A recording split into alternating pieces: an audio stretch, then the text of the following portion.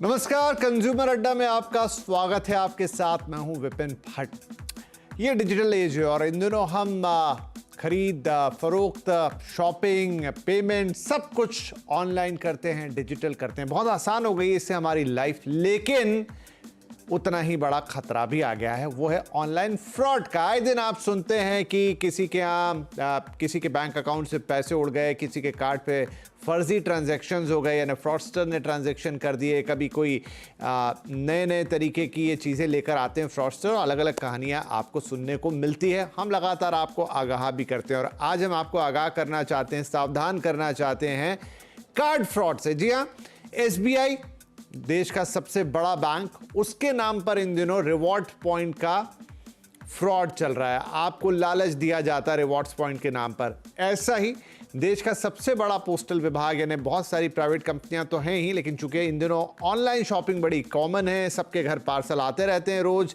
Deliveries होती रहती हैं, इसलिए इंडिया पोस्ट के नाम पर भी धोखाधड़ी हो रही है कि फला पार्सल आ गया है और फिर उसके बाद आगे की कहानी। तो थोड़ा एक आपको बताता हूं हुआ क्या, कहां से हम इस कहानी को उठा रहे हैं और आपको क्यों आगाह करना चाह रहे हैं। तो रिवॉर्ड पॉइंट खत्म होने के फेक मैसेजेस आ रहे हैं। खासतौर पे वो लोग तो ध्यान दें जो एसबीआई कार्ड होल्डर्स हैं, किसी भी तरीके से एसबीआई से जुड़े हुए हैं, लेकिन जो दूसरे लोग भी हैं वो भी ध्यान दें। कल कोई आपके बैंक के साथ हो सकता है, किसी के भी साथ हो सकता है।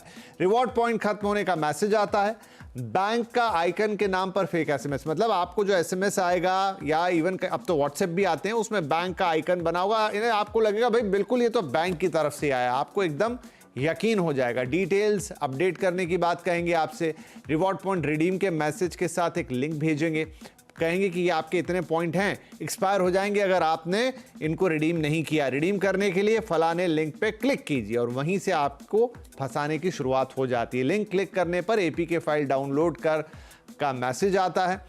एपीके फाइल क्या होती है हम आपको आगे बताएंगे। आप उस पर क्लिक कर देते हैं और बस फिर आपके खातों में सेंध लगना शुरू हो जाती है। फाइल डाउनलोड करने पर मालवेयर इंस्टॉल होता है फ़ोन के अंदर, आपकी कई इंपॉर्टेंट जानकारियां वहां से चोरी हो जाती हैं। लेकिन क्या सिर्फ एक मॉलवेयर इंस्टॉल हो जाने से ही सब कुछ हो जाएगा? इसके बाद क्या होता है, कहां तक आप इस फ्रॉड को अपने बूते पर रोक सकते हैं, और अगर ये आपके साथ हो भी गया तो उसके बाद आपके पास क्या उपाय हैं? तो ये तो मैंने कहा कि जो रिवॉर्ड पॉइंट वाला है। सेम मैंने कहा हम बहुत सारी चीजें ऑर्डर करते रहते हैं ऑनलाइन, वहाँ पर क्या होता है, डिलीवरीज आती हैं, पार्सल्स आते हैं, कभी प्राइवेट कंपनी से, कभी इंडिया पोस्ट से। और इंडिया पोस्ट का इन दिनों एक एसएमएस बड़ा चल रहा है जिसमें है कि भाई आपका एक पार्सल रिसीव हुआ है, पता ठीक से अपडेटेड नहीं है, इस लिंक पे क्लिक कीजिए, पता अपडेट कीजिए, और फिर एक के बाद एक आपको फंसाने की शुरुआत। तो ये ताज़ा ट्रेंड है जो हमने आपको बताया।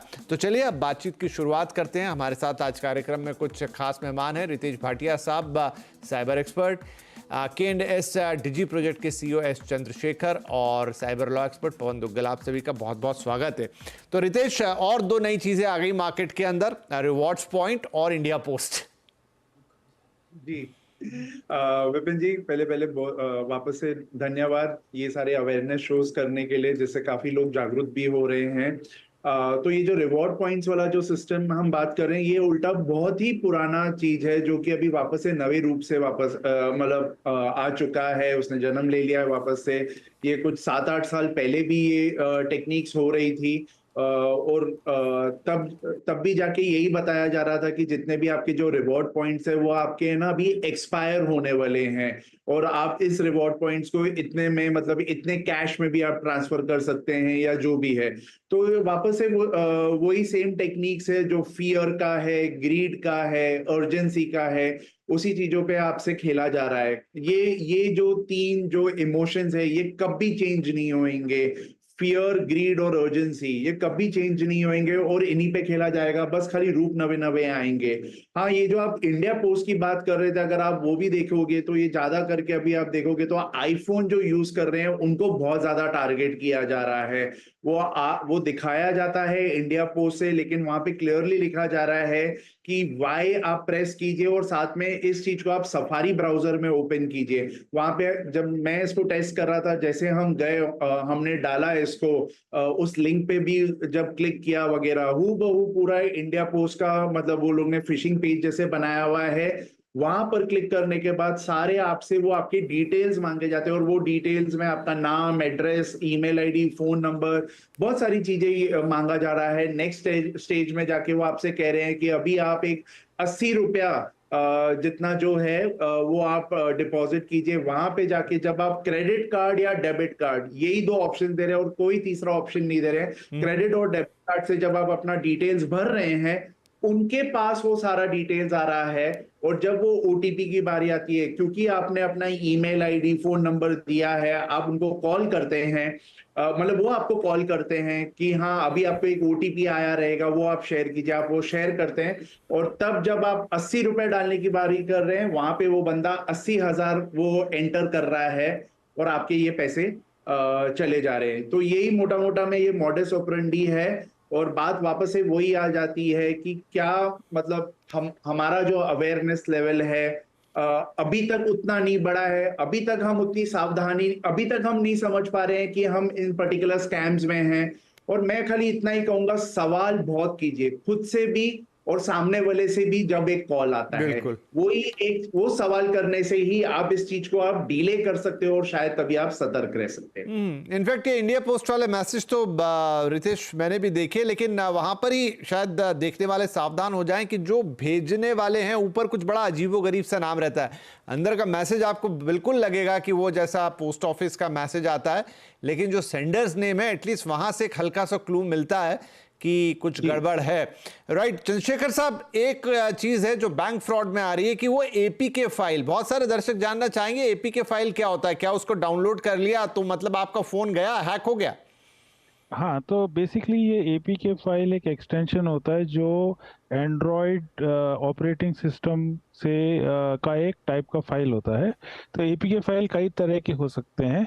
तो अगर कोई इस तरह की फाइल, खासकर जिसमें मैलवेयर हो, अगर उसको डाउनलोड कर लेगा तो फ़ोन उसका पूरा कॉम्प्रोमाइज़ हो जाएगा। तो उसके बाद जो हैकर है वो आपके फ़ोन को कंट्रोल करेगा, आपका एसएमएस, आपके मैसेजेस, जो कुछ भी आप टाइप कर रहे हैं। अलग अलग टाइप के मैलवेयर होते हैं। कुछ मैलवेयर ऐसे भी हो सकते हैं जो कुछ दिनों के बाद एक्टिवेट हों, कुछ मैलवेयर होते हैं जो सिर्फ एसएमएस कैप्चर करते हों। पर ये सब का मूल कारण है डाउनलोडिंग ऑफ अनसेफ फाइल्स, और ये सब एपीके फॉर्मेट में आते हैं। ओ, इनको पहचानने का क्या कोई खास तरीका है, क्योंकि जो क्लिक कर रहा है उसको तो नहीं समझेगा कि एपीके फाइल है कि क्या है? नहीं, इसका तरीका तो सिर्फ ये है कि सतर्क रहना ही तरीका है। मतलब वो क्लिक करने के बाद क्या होगा ये कहना बड़ा मुश्किल नहीं, है। ये बड़ी तो फिर तो ये बड़ी खतरनाक सी बात है। मैं इस पे और डिटेल में अंदर जाना चाहूंगा, लेकिन उससे पहले पवन साहब, शो करते करते सालों निकल गए जब से सब डिजिटल चीजें शुरू हुई हैं। हर बार हम यही बात करते हैं और फिर किसी ना किसी, अब तो देखिए मोडस ऑपरेंडी भी जैसा रितेश बता रहे हैं ना कि वो फैशन जैसा थोड़े दिन में पुराना वाला लौट के आ जाता है, लगभग वैसा हो गया है कि पुरानी चीजें लौट के आ रही हैं और लोगों को फिर एक बार ठगी का शिकार होना पड़ रहा है। अभी इनकम टैक्स वाला चल रहा है, बाय द वे। चलिए एक और तीसरा भी जुड़ गया। देखिए, आज समस्या वही है, लेकिन उसके नए नए स्वरूप हैं वो सामने आते हैं। बुनियादी जो मूलभूत आपकी स्पिरिट होती है वो सेम रहती है। तो आज साइबर क्रिमिनल्स भी बहुत ज्यादा मेहनत नहीं करना चाहते। पुरानी शराब को नई बोतल में डाल के परोसना चाहते हैं, और अब तो आर्टिफिशियल इंटेलिजेंस आ गया है, तो वो और कम मेहनत करना चाहते हैं। वो चाहते हैं कि इस एआई के माध्यम से लोगों को टारगेट किया जा सके, इस तरह के स्कैम्स को ऑटोमेट किया जा सके। लोगों की जो विश्वास है उसको कहीं ना कहीं जीतने का प्रयास किया जा सके, और फिर उन्हीं लोगों को आप साइबर क्राइम का शिकार बनाएं, उनकी जेब से आप पैसा निकाल लें, यही उद्देश्य है। और कहीं ना कहीं ये साइबर क्रिमिनल्स इससे ज्यादा और उनके हौसले बुलंद हो गए हैं, क्योंकि उन्हें मालूम है कि कानून उन तक पहुंचने के लिए सक्षम नहीं है, और भारत के पास कोई डेडिकेटेड इस तरह के फ्रॉड्स को निपटने के लिए कानून नहीं है। हालांकि वो भूल गए हैं कि 1 जुलाई 2024 के बाद से अब जो नए क्रिमिनल लॉज आए हैं उसमें जो क्रिमिनल एलिमेंट्स खासतौर पर डिजिटल इकोसिस्टम के हैं, उसमें कवरेज को और ज्यादा बढ़ाया गया है। लेकिन फिर भी बुनियादी समस्या तो वही रहती है कि आप इन लोगों को अक्सर पकड़ नहीं पाते, और अगर पकड़ भी पाते हैं तो आप आइडेंटिफाई करके एट्रीब्यूट नहीं कर सकते इलेक्ट्रॉनिक एविडेंस के माध्यम से कि साहब ये फ्रॉड इसी व्यक्ति ने किया है और किसी और व्यक्ति ने नहीं किया है। और क्योंकि अब भारतवर्ष में इलेक्ट्रॉनिक एविडेंस के जो कानूनी प्रावधान है इतने सख्त हो चुके हैं, इलेक्ट्रॉनिक एविडेंस को साबित करना ही सबसे बड़ी चुनौती प्रोसिक्यूशन के सामने हो जाती है। तो तो ये तमाम सारी जो चुनौतियां हैं, इनसे अनभिज्ञ नहीं है ये साइबर क्रिमिनल्स। वो जानते हैं कि प्रॉब्लम्स हैं और इसलिए इस कानून के जो प्रॉब्लम्स का है वो उनका शोषण करते हैं, लूपहोल्स को एक्सप्लॉइट करते हैं। और लगातार अब तो साइबर क्राइम नॉर्मल चीज हो गई है। पहले हम सिर्फ जामतारा की बात करते थे, फिर नू की बात करने लग गए।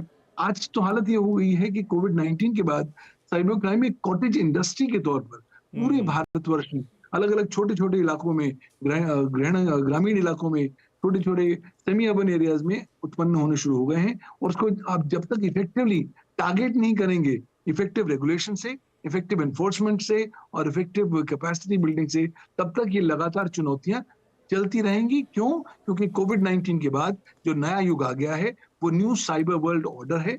इस न्यू साइबर वर्ल्ड ऑर्डर में ये साइबर सुरक्षा में सेंधें और साइबर क्राइम्स हम लोगों के लिए रोजमर्रा के जीवन के बेसिक कंपेनियन रहने वाले हैं। और आंकड़ों को देख लीजिए तो आंकड़े आपको एक संकेत दे रहे हैं। पिछले साल हम लोगों ने $6 ट्रिलियन गंवाए साइबर क्राइम के प्रति। इस साल एंड तक हम उम्मीद करते हैं कि $8 ट्रिलियन का ग्लोबल लॉस रहेगा और अगले साल ये $10.5 ट्रिलियन हो जाएंगे। तो आंकड़े बढ़ रहे हैं। कहीं ना कहीं इसको रोकथाम करने के लिए आपको इफेक्टिव एक्शन कारगर रूप से लेना पड़ेगा। 8 से 10 ट्रिलियन डॉलर, ये कल्पना करके भी ऐसा लगता है कि कितनी बड़ी रकम है। और आप सही कह रहे हैं, कॉटेज इंडस्ट्री बन गई, लेकिन उसके मुकाबले इसकी रोकथाम के लिए शायद हमने अभी तक पर्याप्त इंतजाम नहीं हम कर पाए। इनफैक्ट अवेयरनेस के भी लेवल नहीं है। रितेश, तो हम बात कर रहे थे एपी के, देखिए एक तो है कि आपको कोई ट्रेस करे, आपकी साइकोलॉजी से खेले, आपसे धीरे धीरे उगलवाता चला जाए, ये तो मुझे समझ में आता है। लेकिन एपी के फाइल, जैसा अभी चंद्रशेखर साहब ने भी एक्सप्लेन किया, क्या ये इतना वर्नरेबल है कि एक गलत क्लिक और सब खत्म, मतलब आपका फोन कंप्रोमाइज? देखिए, एपी के फाइल तो ना पहले हमने मतलब कहीं पे भी बाहर की जो भी लिंक है वहां से डाउनलोड नहीं करना चाहिए, क्योंकि वो बहुत आपके जो जितने भी फोन्स है आज के दिन में, क्योंकि वो आपको है ना पहले तो वार्न भी करेंगे कि ये कोई ट्रस्टेड नहीं है और वो आपको अलाउ भी नहीं करेंगे। आपको जाके सेटिंग्स में जाके करना पड़ेगा, तो आपको बार बार वो वार्निंग मिलेगी। हमें बार बार मतलब लोगों से कहा गया है, सरकार ने कहा है, आपने कहा है, हमने कहा है कि download only and only from trusted sources. आपके लिए मतलब अगर आज के दिन में अगर आप एक एंड्रॉइड यूजर हो तो आपको पता है कि जितने भी एप्स है आप सिर्फ और सिर्फ गूगल प्ले स्टोर से ही डाउनलोड करोगे और कोई भी बाहर की कोई वेबसाइट से या तो किसी ने आपको भेजा हुआ है मैसेज के थ्रू या कहीं ईमेल पे आया, आप नहीं डाउनलोड करोगे। तो पहले हमको यही ध्यान में रखना पड़ेगा कि अगर ये कोई भी बाहर के सोर्स से आ रहा है तो हमने डाउनलोड नहीं करना चाहिए। आप फिर भी इसको क्लिक करने को जाओगे तो आप गूगल जो है, आपका जो एंड्रॉइड सॉफ्टवेयर है, वो आपसे कहेगा कि ये बाहर के एक सोर्स से है, आप इसको डाउनलोड नहीं कर सकते हो जब तक आप इसके सेटिंग्स में जाके चेंजेस नहीं करते हो। एंड्रॉइड के सेटिंग्स में जाके तो आपको वो सेटिंग्स जो है वहां पे सिक्योरिटी बाय डिफॉल्ट है। इसका ये मतलब है कि वो आपसे मतलब वो कभी भी आपको अलाउ नहीं करेगा ऐसे एपी के फाइल डाउनलोड करने के लिए, आपको उसको डिसेबल करना पड़ेगा। तो ये भी आपकी एक दूसरी वार्निंग आ चुकी है। तो अगर हम देखेंगे तो इनबिल्ट ये सिस्टम्स है, उसके बाद भी अगर जाके ये यूजर डाउनलोड कर रहा है तो बहुत बड़ी प्रॉब्लम है, क्योंकि वो अपने खुद के पांव पे कुल्हाड़ी मार रहा है। अब अगर उसने डिसाइड कर डाला है कि हाँ मैं अपने खुद के पांव को काटना चाहता हूँ, कुल्हाड़ी मारना चाहता हूँ, तो वो कुल्हाड़ी मारने को जाएगा। जैसे वो डाउनलोड करेगा उसको एकदम हूबहू बैंकिंग ऐप जैसे दिखेगा और वहां पर ये जो बैंकिंग ऐप है ये सारे उसके परमिशंस मांगेगा। और हम भी बाय जो डिफॉल्ट है, हमारी अभी आदत ऐसी हो गई है, जैसे डाउनलोड किया हम यस यस यस यस सारे परमिशंस दे देते हैं और उसमें जाके उस चीज को आपके मतलब एसएमएस का परमिशन मिल गया, गैलरी का मिल गया, कॉन्टैक्ट्स का मिल गया, सारे परमिशंस मिल गए, स्टोरेज का मिल गया। तो अभी आपको जैसे भी बैंकिंग का जेन्युइन एसएमएस भी आता है, वो जो हैकर उधर बैठा है, साइबर क्रिमिनल उधर बैठा है, वो आपका वो कोड 6 डिजिट जो कोड है वो भी पढ़ लेता है और इस हिसाब से ही आपके ये सारे हो जाते हैं, मतलब आपके सारे पैसे चले जाते हैं और जितने भी आपके ट्रांजैक्शंस है उसको समझ में आ रहा है। तो इसके लिए हमको यही समझना पड़ेगा कि ये जो बाहर के जो एपी केस है उस पे हम ऐसे ही ट्रस्ट कभी भी नहीं करना चाहिए। कोई क्यों आपको एक एपी के फाइल भेजे as such, Google Play Store से कायदे से आप उसको डाउनलोड कीजिए, जो आपका बैंकिंग ऐप है, क्योंकि बैंक्स भी यहाँ पे बहुत सावधानी बरत रही है। वो देख रही है कि मान लीजिए अगर एबीसी बैंक है और दूसरा भी एक आप आ रहा है एबीसी बैंक का, तो वो जो रियल एबीसी बैंक है वो गूगल से बात करेगा और प्ले स्टोर से वो जो फेक वाला है वो उसको उतारने की पूरी और पूरी कोशिश करेगा। विपिन जी नहीं, बिल्कुल सही है। तो देखिए, एंड्रॉयड यूजर खास तौर पे इस बात का तो ध्यान रखें कि आपको सिर्फ गूगल स्टोर के अलावा कहीं से कुछ भी डाउनलोड नहीं करना है, कोई एक्सटेंशन नहीं, कोई दूसरी फाइल नहीं, सिर्फ और सिर्फ उसी इकोसिस्टम से चीजों को डाउनलोड कीजिए। कोई कितना भी लालच और कितना भी डर क्यों ना, और अगर आपको समझ में नहीं आ रहा है, अपने आस पड़ोस में आपके ऐसे कई लोग होंगे जो फोन को शायद आपसे बेहतर जानते होंगे, एक बार उनसे पूछ तो लीजिए, शायद वो भी ना समझा पाए लेकिन एक डाउट जरूर छोड़ देंगे आपके मन में कि यार मत करो। छोटा ब्रेक ले रहे हैं, थोड़ा और समझेंगे। और ये भी है, ये परमिशन वाली मामला भी बड़ा खराब है। जेन्युइन ऐप्स में भी इतने परमिशन आपसे मांगे जाते हैं कि शायद आप उनको अपना पूरा फोन ही सौंप देते हैं। क्या इस पर आगे कुछ होता हुआ नजर आएगा, क्योंकि हैबिट वहीं से बनती है। एक छोटा ब्रेक ले रहे हैं, ब्रेक के बाद इस चर्चा को आगे बढ़ाएंगे।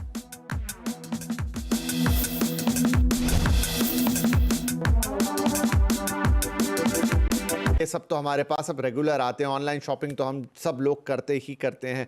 तो चलिए इस बात को थोड़ा और आगे बढ़ाते हैं।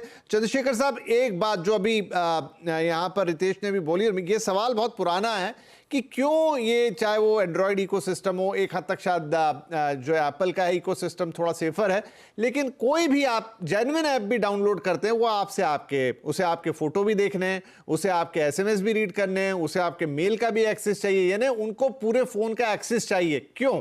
इस पर क्या कोई रिस्ट्रिक्शन नहीं है? इसके लिए कोई नियम कानून नहीं है? अच्छा, तो इसमें दो पहलू हैं इस सवाल के। एक तो है सिक्योरिटी और कन्वीनियंस, ये दोनों विपरीत होते हैं। अगर आप सिक्योरिटी को बढ़ाएंगे तो कन्वीनियंस कम हो जाएगा, कन्वीनियंस को बढ़ाएंगे तो सिक्योरिटी कम हो जाएगा। अब कुछ ऐप्स हैं जिसमें आपको बहुत सारी जानकारी देना अनिवार्य है। अगर आप टैक्सी वाला कोई ऐप लेते हैं तो वहां आपको अपना लोकेशन देना अनिवार्य है। अगर आप अपने घर टैक्सी वाले, उसमें मुझे समझ में आता है चंद्रशेखर साहब, लेकिन मेरे बैंकिंग ऐप को, मेरे किसी और दूसरे नॉर्मल ऐप को, उसको भी मेरी लोकेशन चाहिए। क्यों? जी, तो इसमें क्या है कि बहुत सारे ऐप क्या करते हैं, जो डेटा आवश्यक नहीं है वो कैप्चर करने की कोशिश करते हैं। अभी इंडिया का जो प्राइवेसी लॉ आया है और जो अभी जिसके रूल्स भी आने वाले हैं, इसके तहत पर्पस लिमिटेशन करके एक नियम आएगा। इस पर्पस लिमिटेशन के अधीन जो भी ऐप है उसको सिर्फ वही डेटा कलेक्ट करना पड़ेगा जो उसको उस ऐप को चलाने के लिए आवश्यक है। अभी लोग क्या कर रहे हैं, एक डेटा ग्रैब करके होड़ मची हुई है। सभी ऐप चलाने वाले क्या करते हैं कि ज्यादा डेटा ले लेते हैं इस उद्देश्य से कि कभी भविष्य में इस डेटा को बेच के उसको मोनेटाइज करेंगे या इस डेटा को यूज करके कोई नया बिजनेस या नया बिजनेस मॉडल तैयार करेंगे। तो आपका कहना बहुत सही है कि जो अनिवार्य है उससे कहीं अधिक वो लोग डेटा कलेक्ट करते हैं। बिल्कुल। अब जैसे एक ही आप देखिए कि एंड्रॉयड इकोसिस्टम में वो सुविधा नहीं है, लेकिन वही अगर आप एप्पल पे डाउनलोड करते हैं किसी ऐप को तो वो पूछता भी है, ask app not to track, मतलब आपका एक ऐप दूसरे ऐप को ट्रैक कर रहा है। आपके पास अगर दो बैंकिंग के ऐप हैं तो एक को पता चल रहा है कि आप दूसरे बैंकिंग ऐप के साथ कौन सी एक्टिविटी कर रहे हैं, which is wrong. Anyways, Duggal साहब, अब नए ये जो कानून आए हैं जिसका आपने जिक्र भी किया कि चीजें 2024 जुलाई से बदल गई हैं, 1 जुलाई से, क्या उसमें शिकायत करना, रिपोर्ट करना ये आसान हुआ है? क्योंकि शायद रिपोर्टिंग ज्यादा होगी तो उस पर एक्शन भी जल्दी होगा। देखिए, वहां पर कहीं ना कहीं मुझे लगता है खामी रह गई है। हम लोगों ने इलेक्ट्रॉनिक माध्यम में जो साइबर क्राइम्स हो रहे हैं उसकी कवरेज को बढ़ा दिया है, लेकिन साथ साथ दूसरी ओर जो हमें सुविधा प्रदान करनी थी लोगों को, वो शायद हम उतनी नहीं कर पाए। बल्कि अब तो ज्यादा समय पुलिस को दे दिया गया कि वो तफ्तीश करेगी, तफ्तीश करने के बाद ही अगर वो मुनासिब समझेगी तो एफआईआर दर्ज करेगी, वरना नहीं करेगी। तो मुझे लगता है कि कहीं ना कहीं पुलिस को फ्लेक्सिबिलिटी या पुलिस को ज्यादा प्रकार के पावर्स दे दिए गए हैं। उसकी सीधा तात्पर्य ये है कि पुलिस की मर्जी होगी, वो आपके केस को दर्ज करना चाहेगी तो करेगी, वह नहीं करना चाहेगी तो नहीं करेगी। हाँ, आप अदालत जा तो सकते हैं, लेकिन हर व्यक्ति अदालत शायद नहीं जाना चाहेगा। दूसरी ओर हम ये देख रहे हैं कि जो राष्ट्रीय साइबर क्राइम रिपोर्टिंग पोर्टल है cybercrime.gov.in, वो पिछले कुछ महीनों और सालों में काफी अग्रसर हुआ है और उस पर अब रिपोर्टिंग काफी हो रही है, लेकिन अभी भी लोगों के मनों में एक शंका है कि साहब एक बार मैंने रिपोर्ट कर दिया तो ऑटोमेटिकली एफआईआर होगा। इस तरह की ये बात बिल्कुल गलत है। ये केवल एक रिपोर्टिंग पोर्टल है। आप रिपोर्ट कर सकते हैं और आंकड़े बताते हैं कि 100 केसेस अगर रिपोर्ट होते हैं तो लेस देन 5 केसेस में एफआईआर दर्ज होती है। तो जब तक आप एफआईआर ज्यादा दर्ज नहीं करेंगे, जब तक क्रिमिनल केसेस को आप दर्ज करके इन्वेस्टिगेट नहीं करेंगे, तब तक आप बहुत सारे केसेस में कन्विक्शन पाने की कगार पर नहीं खड़े होंगे। और अगर आपको वहां सफलता नहीं मिलेगी तो जो आप लोगों का साइबर क्राइम कन्विक्शन रेशो है वो वही 1% से नीचे तक बना रहेगा। तो इस पूरे इकोसिस्टम को देखते हुए और अब साइबर क्योंकि इतना फैल गया है, मुझे लगता है कि लोगों को कारगर रूप से इफेक्टिव रेमेडीज लाने की जरूरत है।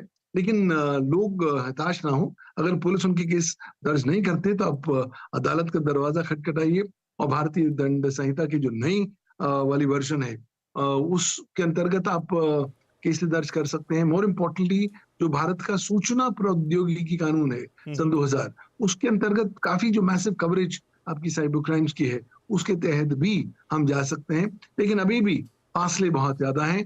अगर आपका केस दर्ज भी हो जाता है तो वो अध्याय की शुरुआत है, अध्याय का अंत नहीं, क्योंकि बहुत सा रास्ता तय करना होता है पुलिस अधिकारियों को इन्वेस्टिगेशन के दौर में, इलेक्ट्रॉनिक एविडेंस को एकत्रित करने के दौर में, और फिर अदालत में इस तरह के मामले को साबित करने के दौर में। तो मुझे लगता है कांस्टेंट संघर्ष है और यहाँ पर जितनी हम ज्यादा सहूलियत और सुविधा आम जनता को प्रदान कर सकें उतना अच्छा होगा। बिल्कुल। तो फर्स्ट लाइन ऑफ डिफेंस यही समझ में आता है कि आप खुद हैं, आप स्वयं हैं, आपको सजग रहना होगा, आपको जागरूक होना होगा, आपको जानकार होना होगा, आपको चीज़ों को भांपना होगा, क्योंकि डिजिटल दुनिया ऐसी ही है।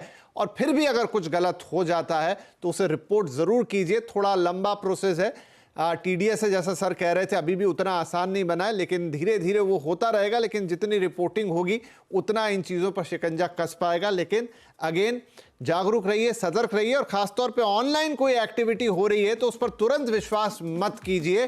थोड़ा सा उसको समय दीजिए, शायद आपके अंदर से ही जवाब आ जाएगा कि ये चीज़ मुझे करनी चाहिए या नहीं करनी चाहिए। हम यही कोशिश करेंगे कि आपको लगातार सतर्क और सावधान करें, लेकिन फिर भी आपको ध्यान रखना होगा। बहुत शुक्रिया आप तीनों ही मेहमानों का। आई होप इन बातों से लोगों में और जागरूकता फैलेगी और ऐसी चीज़ें शायद एक अंश तक भी कम हो पाएँ, तो हम इसको अपनी कामयाबी मानेंगे। धन्यवाद, नमस्कार।